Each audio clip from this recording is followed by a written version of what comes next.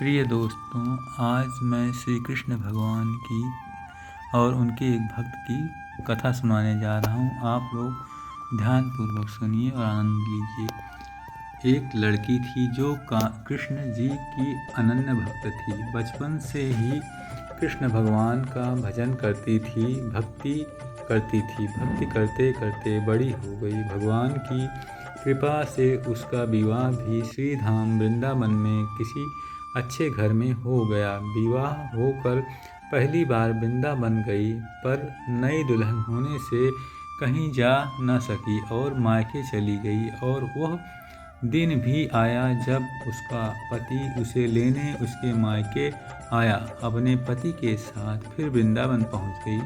पहुंचते पहुंचते उसे शाम हो गई। पति वृंदावन में यमुना किनारे रुक कर कहने लगा, देखो शाम का समय है, मैं यमुना जी में स्नान करके अभी आता हूँ। तुम इस पेड़ के नीचे बैठ जाओ और सामान की देख रेख करना। मैं थोड़े ही समय में आ जाऊँगा, यही सामने ही हूँ। कुछ लगे तो मुझे आवाज़ दे देना। इतना कहकर पति चला गया और वह लड़की बैठ गई।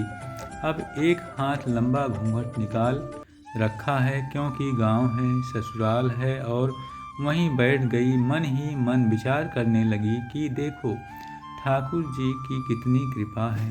उन्हें मैंने बचपन से भजा है और उनकी कृपा से मेरा विवाह भी श्री धाम वृंदावन में हो गया।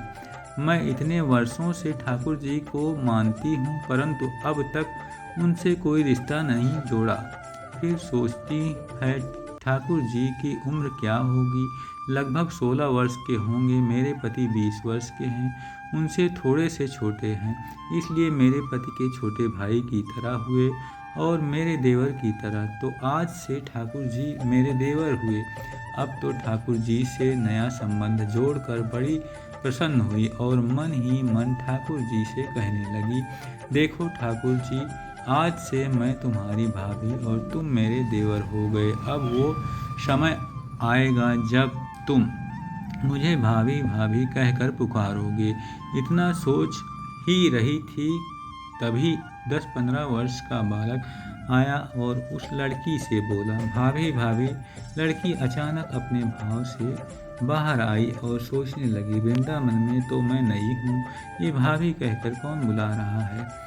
नई थी इसलिए घूंघट उठाकर नहीं देखा कि गांव के किसी बड़े बूढ़े ने देख लिया तो बड़ी बदनामी होगी। अब वह बालक बार बार कहता, पर वह उत्तर न देती। बालक पास आया और बोला, भाभी तनिक अपना चेहरा तो दिखाई दे।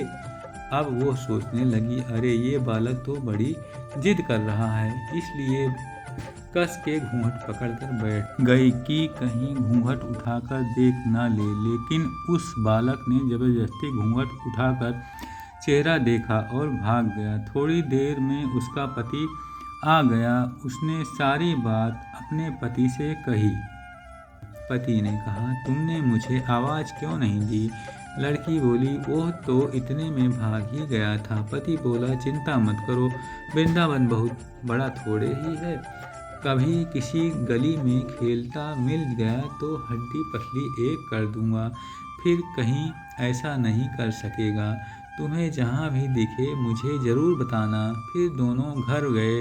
कुछ दिन बाद उसकी सास ने अपने बेटे से कहा, बेटा देख तेरा विवाह हो गया, बहू मायके से भी आ गई, पर तुम दोनों अभी तक बांके बिहारी जी के दर्शन के लिए नहीं गए। कल जाकर बहू को दर्शन कराकर लाना। अब अगले दिन दोनों पति पत्नी ठाकुर जी के दर्शन के लिए मंदिर जाते हैं। मंदिर में बहुत भीड़ थी। लड़का कहने लगा, देखो तुम स्त्रियों के साथ आगे जाकर दर्शन करो, मैं भी आता हूँ। अब वह आगे गई पर घूंघट नहीं उठाती। उसे डर लगता कोई बड़ा बूढ़ा देखेगा तो कहेगा, नई बहू घूंघट के बिना घूम रही है। बहुत देर हो गई। पीछे से पति ने आकर कहा, अरे बाबली, बिहारी जी सामने हैं, घूंघट काहे ना खोले।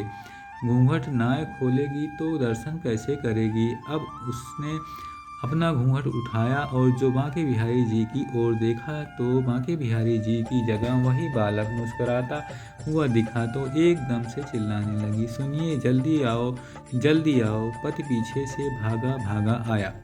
बोला, क्या हुआ? लड़की बोली, उस दिन जो मुझे भाभी भाभी कहकर भागा था वो बालक मिल गया। पति ने कहा, कहाँ है? अभी उसे देखता हूँ। तो ठाकुर जी की ओर इशारा करके बोली, ये रहा, आपके सामने ही तो है। उसके पति ने देखा तो अवाक रह गया और बोला, तुम धन्य हो, वास्तव में तुम्हारे हृदय में सच्चा भाव ठाकुर जी के प्रति है। मैं इतने वर्षों से वृंदावन में हूँ, मुझे आज तक उनके दर्शन नहीं हुए और तेरा भाव इतना उच्च है कि बिहारी जी के दर्शन तुझे हुए। दोस्तों, कथा अच्छी लगी हो तो लाइक और सब्सक्राइब करना ना भूलें। जय श्री राधे, जय श्री कृष्ण।